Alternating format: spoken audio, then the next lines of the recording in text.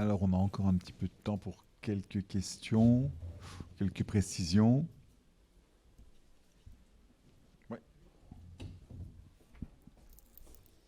Oui, Ahmed Jeddi, je suis enseignant également de mathématiques. Je voulais savoir, en fait, on entend par compétence, on repère ce qu'il faut faire. Donc, une compétence est appelée à être développée chez l'élève.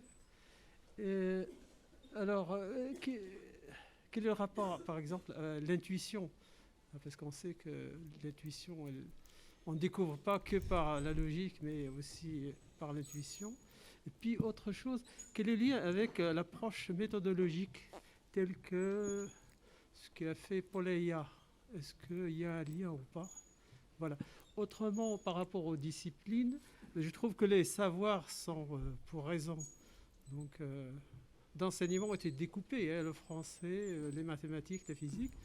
Et moi, je considère les connaissances, c'est un tout.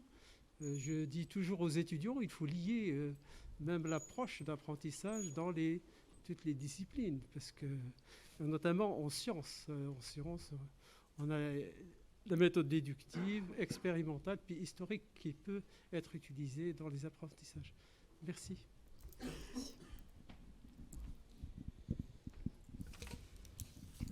Alors moi, je ne vais pas te poser de questions, Michel, mais je vais m'accrocher à ce que j'ai fait pendant 2 jours dans une école thématique, là, lundi et mardi.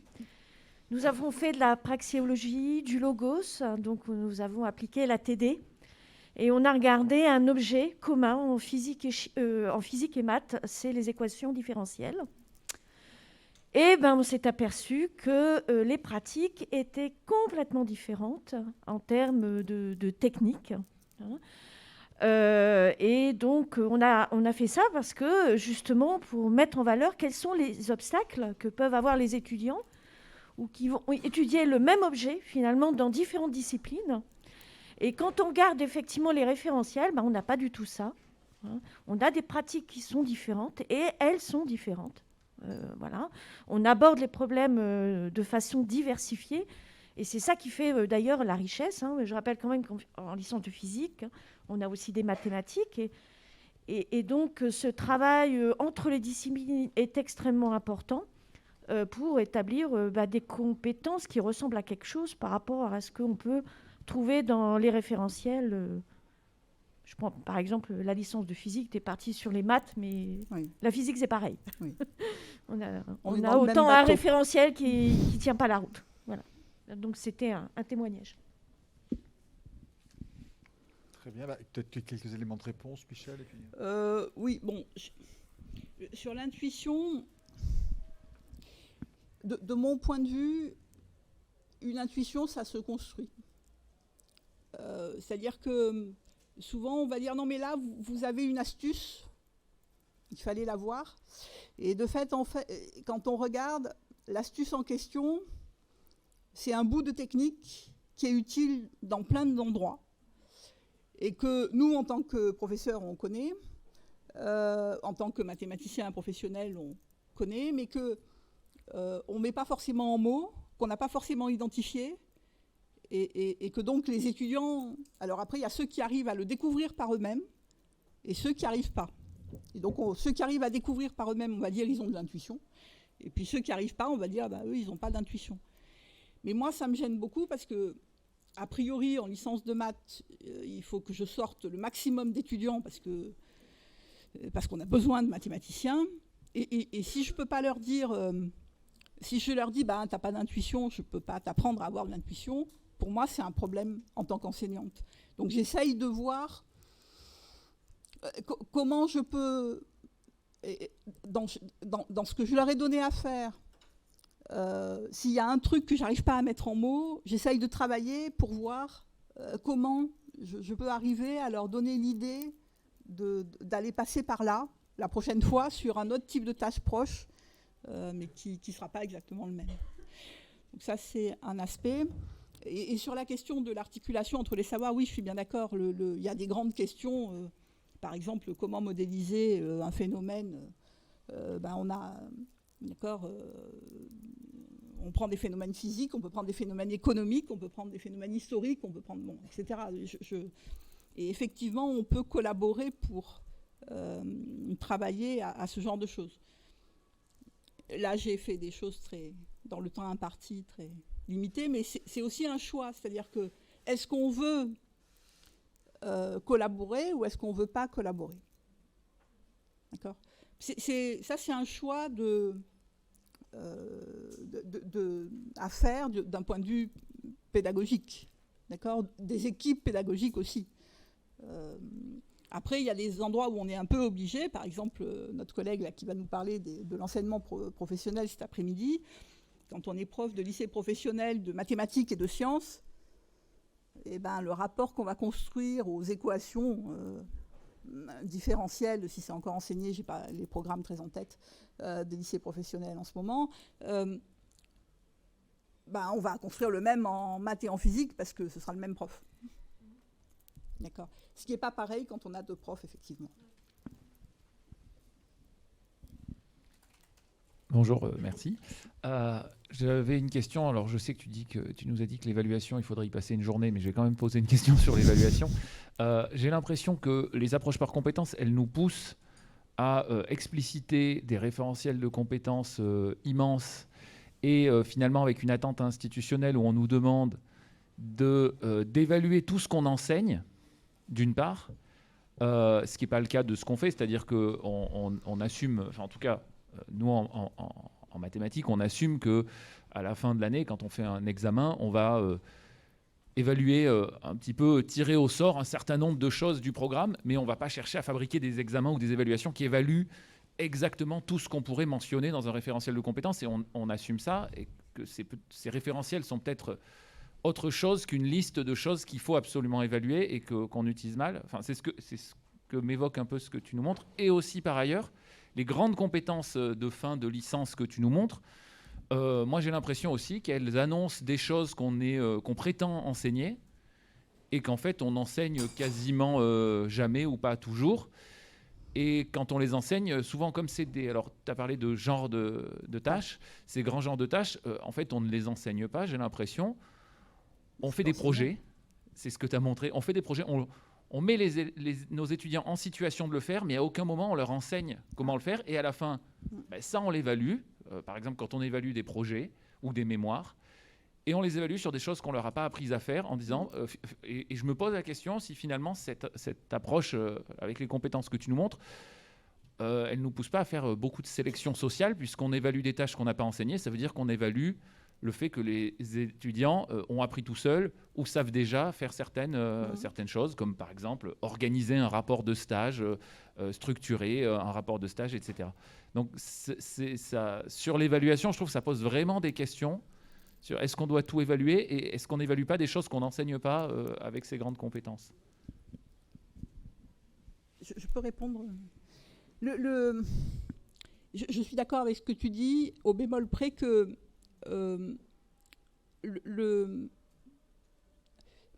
par exemple, si tu dis l'approche par compétence n'oblige pas à scinder en petits morceaux et en petites tranches. C'est certains tenants de l'approche par compétence qui obligent à faire ça. Enfin, qui font ça, qui demandent... Enfin, c'est leur pratique à eux. Mais nous, on n'est pas obligé de reprendre ça. On peut au contraire avoir ce que tu dis, c'est-à-dire dire, je leur apprends à résoudre une équation, d'accord, et j'évalue résoudre une équation. Alors, ce sera une équation différentielle du premier ordre linéaire à l'examen. Ce sera une équation polynomiale avec une méthode numérique dans une autre université. Ce sera... D'accord ? Oui, on ne peut pas tout évaluer, c'est évident. Hein, donc, on fait un truc avec une grande masse, en supposant que le travail d'enseignement, donc de direction d'études, et puis d'études qui a été fait dans le cadre de la licence, pour prendre la licence, a assuré que les étudiants arrivent à faire l'essentiel des choses qu'on leur a enseignées, et on le vérifie sur quelques-unes. C'est pas... Enfin, moi, ça ne me choque pas, quoi. Ça, c'est le premier aspect. Le deuxième aspect, c'est le fait que... On évalue des choses qu'on ne leur a pas appris. Oui, mais ça, ce n'est pas l'approche par compétence. Hein. On le fait depuis des années, des siècles. On demande à quelqu'un de rédiger un mémoire depuis très très longtemps à l'université et on n'a jamais appris à quelqu'un à rédiger un mémoire. D'accord ? Et ça, effectivement, c'est lié au capital culturel. Ça, c'est lié au fait que moi, je dis souvent, par exemple en mathématiques, on ne va pas sélectionner les bons en maths, c'est-à-dire les bons en création de maths. On va sélectionner les bons en étude des mathématiques. Ce qui peut être différent. Alors, évidemment, ça se recoupe pour une partie, mais il y a une partie qui va échapper, c'est-à-dire des gens, on le voit très bien dans l'enseignement secondaire, quand on enseigne par le biais d'activités d'études et de recherche, où on leur donne quelque chose à faire pour lesquels ils n'ont pas les outils, ils sont obligés de construire les outils, et donc il faut qu'ils aient des idées, vous voyez des élèves qui, soi-disant, ne sont pas bons, entre guillemets, avoir des idées, être très productifs, etc.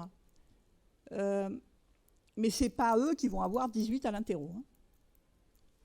Donc ça fait très longtemps qu'on évalue des choses qu'on n'enseigne pas. Et effectivement, en tant que didacticien, on peut se poser la question de savoir dans quelle mesure on peut expliciter ce que c'est étudier. Et ça, bon, moi j'y travaille, enfin ça fait partie, c'est mon domaine de recherche. Je travaille là-dessus et j'essaye d'expliciter qu'est-ce que c'est étudier et qu'est-ce que c'est diriger l'étude. Et j'essaye d'expliciter des types de tâches, des techniques et de construire du logos autour de ça. Oui. En fait c'est plus un témoignage du terrain.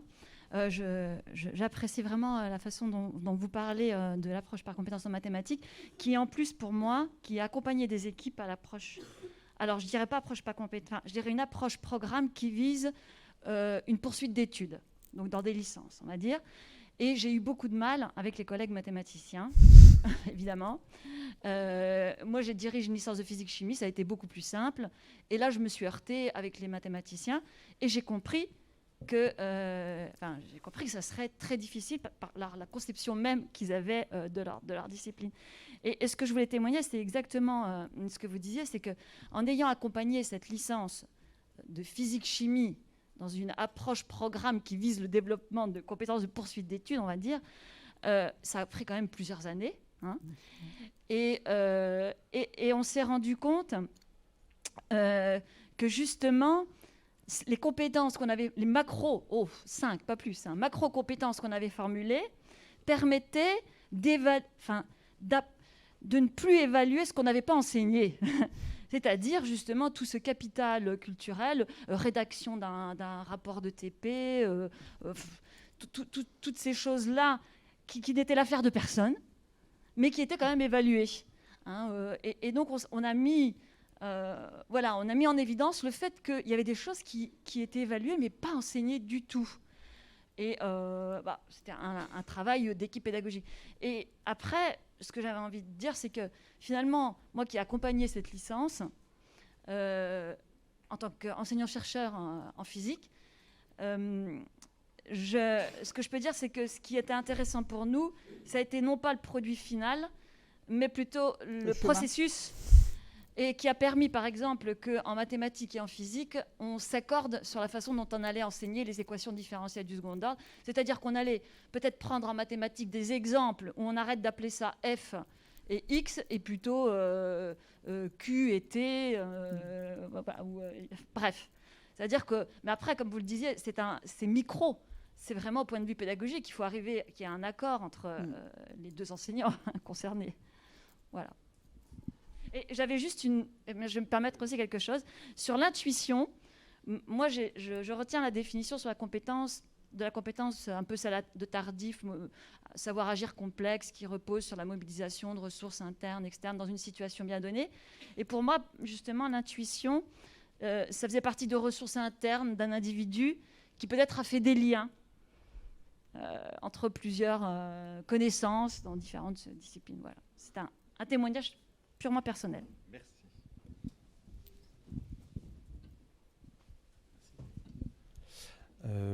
Alors, par rapport à l'évaluation, j'ai une question sur est-ce qu'on peut expliciter les ingrédients halogènes sur la dernière ligne et par rapport à l'évaluation, sans développer, sont interrogés actuellement dans toutes ces réformes l'évaluation des enseignements. Alors, elle est obligatoire en post-bac, enfin à l'université depuis, je crois que c'est une loi des années 1990. Et là, il y a la notion d'alignement pédagogique, que comprendre que vous enseignez en UFM, où on va préparer l'évaluation en fonction des objectifs pédagogiques et des contenus qu'on va proposer aux jeunes, donc, ou moins jeunes. Il ne devrait pas y avoir de surprise.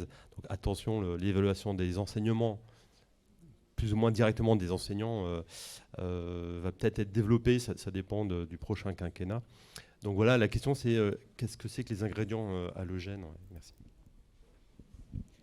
Oui, c'est juste les ingrédients non disciplinaires, enfin qu'on ne reconnaît pas comme faisant partie de notre discipline, qu'on nous met autour là, et donc qui sont un peu étrangers, mais qui de fait renvoient à des choses qui sont liées à l'étude de la discipline. Le numérique, d'accord, l'utilisation du numérique. On peut le voir comme un morceau étranger, mais de fait, c'est quelque chose qui va servir à étudier ou à diriger l'étude. Et donc, il faut l'intégrer comme ça. C'est-à-dire, il ne faut pas... Quand la langue, c'est pareil.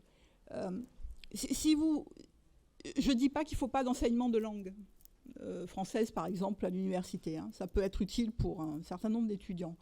Et quand on est enseignant de maths, on se dit que ça pourrait être utile pour beaucoup d'étudiants. Mais le fait de travailler la langue au sein de la discipline, c'est un truc important. Quand on raisonne, quand on écrit un raisonnement, le fait de le formuler correctement, de le faire formuler correctement, ça permet de travailler la langue.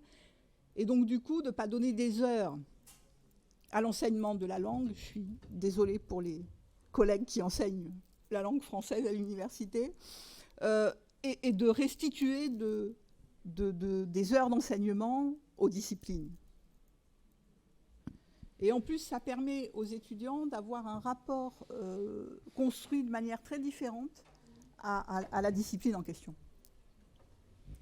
Merci Michel, on va s'arrêter là parce que voilà, il faut respecter aussi le délai. On te remercie. Je pense que c'était important aussi de voir que les compétences sont bien sûr des motivations politiques, hein, mais qu'elles ont aussi un effet très pratique sur notre pédagogie, sur notre métier.